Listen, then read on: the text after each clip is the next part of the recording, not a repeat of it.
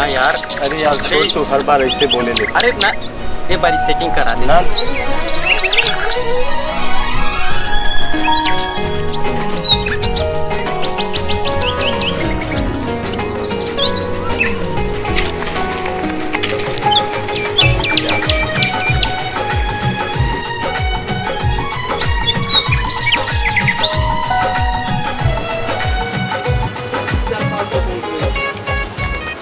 अरे तुम खुद कहाँ भाई?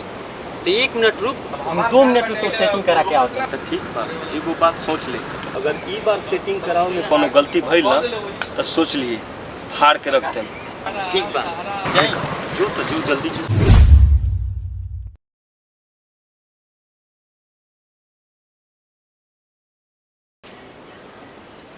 मैडम,